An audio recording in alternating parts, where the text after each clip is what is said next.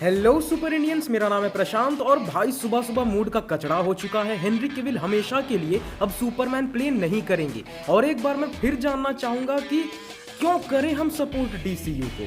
James Gunn के अलग ही नशे चल रहे हैं। हेनरी केविल अपने करियर के डूबते नाव पे खड़ा है और डीसीयू अब तो एक अलग ही रिबूट का झुंझुना लेके आने वाला है। तो क्या है ये भेजा का भजिया करने वाला कांड, आओ देखें डिटेल में।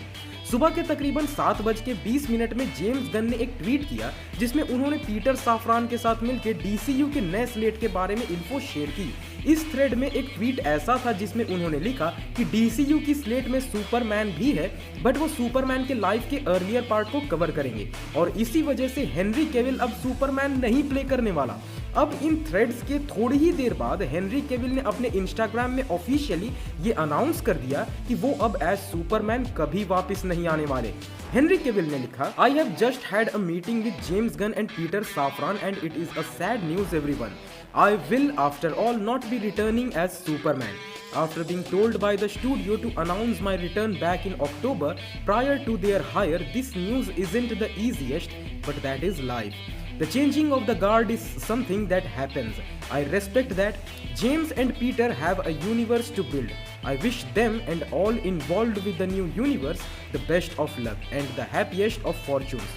For those who have been by my side through the years, we can mourn for a bit, but then we must remember Superman is still around. Everything he stands for still exists, and the examples he sets for us are still there. My turn to wear the cape has passed, but what Superman stands for never will. It's been a fun ride with you all onwards and upwards. यानी कि Superman का mental pass on हो चुका है, तो अपने उम्मीदों का बत्ती बनाओ और डाल दो पानी में भाई लोग। जितने भी डीसी फैंस हैं जिन्होंने ब्लैक एडम की टिकट भी मोस्टली इस हाइप में ली थी कि फाइनली सुपरमैन वापस आ गया है, वो सुपरमैन अब दोबारा से चला भी गया। बट अब इन सब के बाद ना मेरे मन में कुछ सवाल हैं जो मैं यहाँ शेयर करना चाहता हूँ एंड इस पे आप सब भी अपनी ओपिनियन जरूर बताना। पहला सवाल है कि जब इनको यही करना था तो ब्लैक एडम में फ्यूचर डीसी फ्रेंचाइजी की मार्केटिंग ये हेनरी केविल के सुपरमैन पे करवाई हुई क्यों। आई नो कि जेम्स गन अक्टूबर में नहीं आया था, बट स्टिल एक चीज होती है फैन डिमांड, जो पता नहीं डीसीईयू या अभी के डीसीयू दोनों ही फ्रेंचाइजी के दिमाग में क्यों नहीं जाता।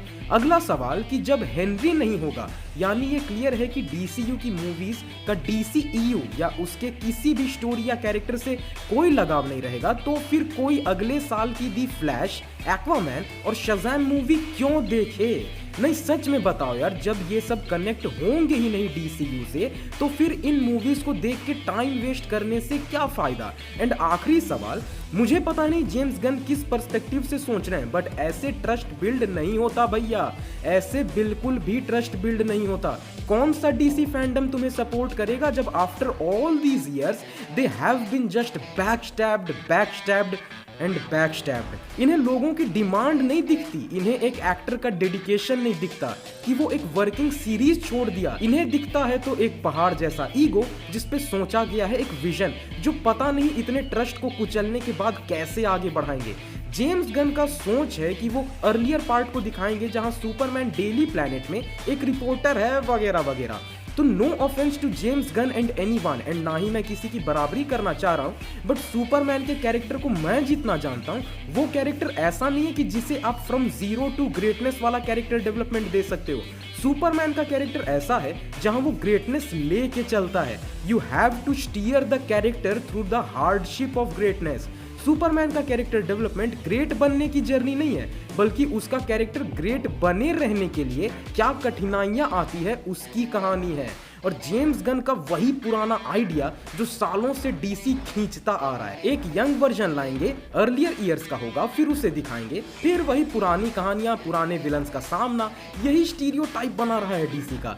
बट जेम्स ने लिखा कि वो इन फ्यूचर दूसरे चीजों के लिए हेनरी को ला सकते हैं, तो अब इसे क्या बना दोगे यार, Hercules, come on man. But पता है मुझे अब यहाँ पे कुछ और दिख रहा है, मैं कह के दे सकता हूँ हेनरी केविल अभी ना इधर का रहा है ना उधर का।